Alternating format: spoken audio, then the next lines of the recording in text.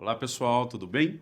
Vamos iniciar mais um capítulo do Direito Administrativo e agora para falar dos princípios gerais da administração pública.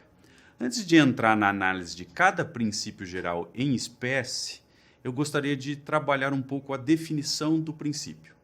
O que afinal significa essa palavra, esse termo princípio para nós aqui do direito administrativo?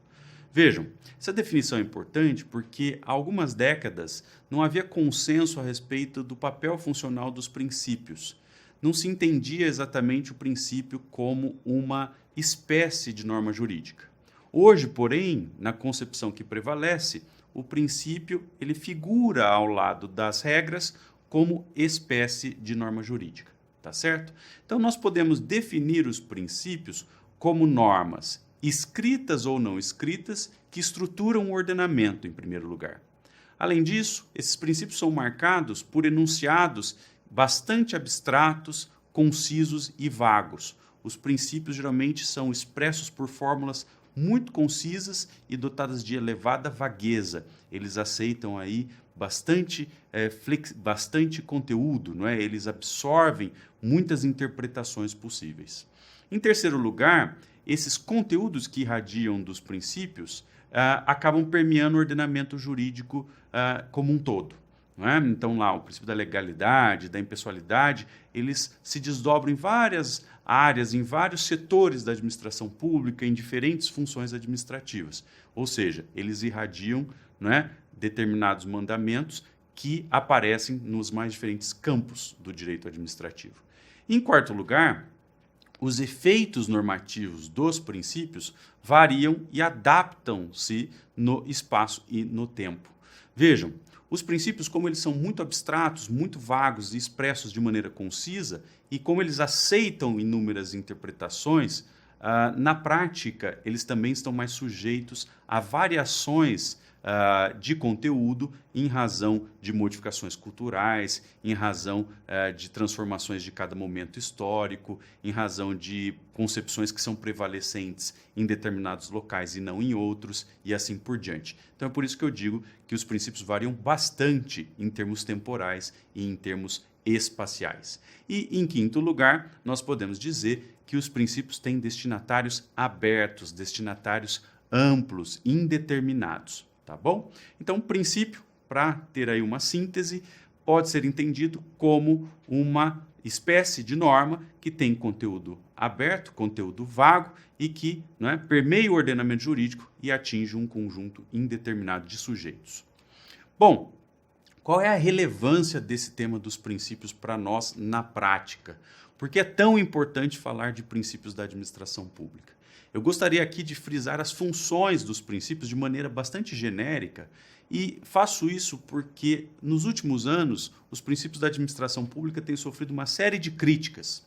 No entanto, essas críticas muitas vezes acabam prescindindo ou elas acabam não levando em conta quais são as reais funções desses mandamentos.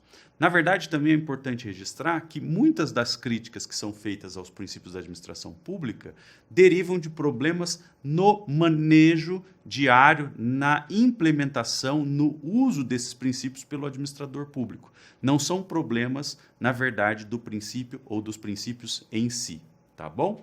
Então vejam, em primeiro lugar, os princípios têm uma função diretiva. A partir dos princípios, é possível que se orientem as condutas dos agentes públicos e dos agentes privados. Não é?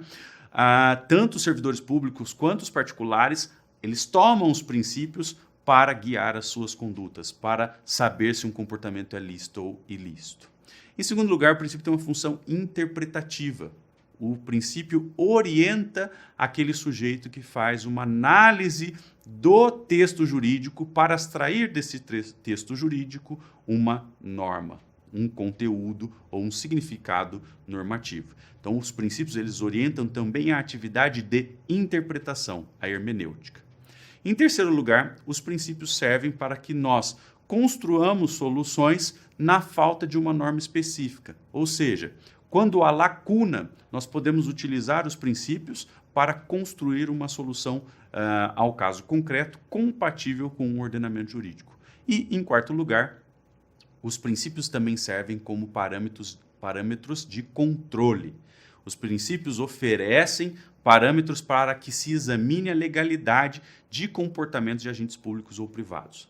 Vejam que interessante, a Lei de Improbidade Administrativa, por exemplo, prevê como ato de improbidade a violação de princípios da administração pública. Então, a violação dolosa do princípio da impessoalidade ou do princípio da moralidade, por exemplo, com desvios de finalidade em casos concretos, gera ato de improbidade. Então, isso significa que também os princípios servem como parâmetros para se exercitar a função de controle de legalidade das condutas, principalmente dos agentes públicos, tá certo? Vamos fazer aqui então, para fechar essa nossa primeira aula, um pequeno panorama dos princípios gerais do direito administrativo e também vou fazer um comentário breve sobre princípios setoriais. Nós precisamos diferenciar essas duas coisas. Os princípios gerais são aqueles enumerados no artigo 37 caput da Constituição, de maneira expressa, não é? A legalidade, a impessoalidade, a moralidade, a publicidade e a eficiência, que entrou no rol dos princípios por força da emenda constitucional número 19 de 98. Então vejam, a eficiência não figurava do rol dos princípios, não figurava do texto constitucional até que em 98, com a emenda 19, que é a emenda da reforma da administração pública, a eficiência passou, né, a figurar ali na Constituição como um dos princípios gerais de administração. Além desses 5 princípios expressos, eu considero que existem 2 princípios implícitos no texto constitucional. O princípio do interesse público e o princípio da segurança jurídica. Esses princípios eles não constam do artigo 37, eles não aparecem de maneira explícita como um princípio geral da administração pública, mas são princípios que nós extraímos do texto constitucional como um todo. E isso se confirma na legislação infraconstitucional. Se nós pegarmos várias leis de direito administrativo, como a Lei de Processo Administrativo Federal, como a Lei de Introdução às Normas do Direito Brasileiro, nós vamos verificar que a segurança jurídica e o interesse público aparecem lá como verdadeiros princípios do direito administrativo. Esses 2 princípios, portanto, aparecem na legislação infraconstitucional e no texto constitucional propriamente dito, eles ficam implícitos. Mas nós vamos ter aulas para discutir aqui em detalhes cada um deles, tá bom?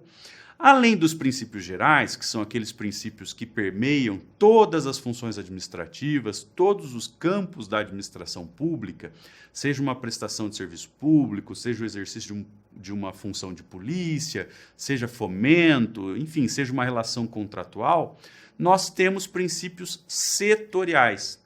Esses princípios são também comandos concisos e vagos, né, que permeiam uma parte das funções da administração pública. Então, a diferença dos princípios setoriais para os princípios gerais está na aplicabilidade desses mandamentos. Os princípios setoriais têm, portanto, aplicabilidade mais restrita.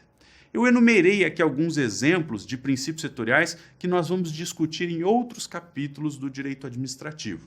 Vejam, lá em matéria de processo administrativo, nós temos o princípio do formalismo mitigado ou informalismo, nós temos o princípio da duração razoável do processo, da oficialidade, da gratuidade e assim por diante. No âmbito dos serviços públicos, nós temos o princípio da continuidade dos serviços, da atualidade tecnológica, da modicidade tarifária.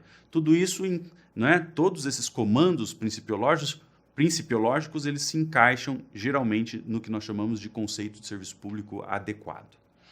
No âmbito contratual, nós temos princípios como o respeito à boa-fé, que também aparece lá no direito privado, nós temos o princípio da vinculação ao instrumento convocatório, nós temos o princípio da mutabilidade dos contratos e entre outros aí que estão nas nossas leis contratuais.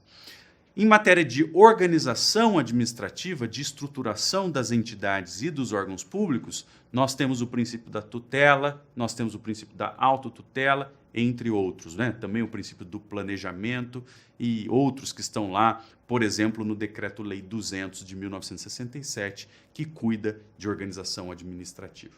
E, enfim, só para fechar essa exemplificação e concluir essa aula, é importante também indicar que existem princípios laborais ou princípios relativos ao exercício das tarefas pelos agentes públicos. E aí eu incluiria os princípios da urbanidade, da assiduidade, da pontualidade, entre outros que figuram lá dos estatutos dos servidores da União ou dos estatutos dos servidores dos estados, dos municípios e assim por diante, tá bom? Então, com isso, nós concluímos essa primeira aula dando a definição de princípio de direito administrativo, as funções desses princípios na prática e também mostrando aí para vocês alguns exemplos de princípios setoriais e o rol de princípios gerais. Eu deixei 2 obras de referência para quem quiser se aprofundar, não é? O primeiro volume do Tratado de Direito Administrativo, que foi escrito pela professora Maria Silvia de Pietro e pelo Wallace Martin Jr.,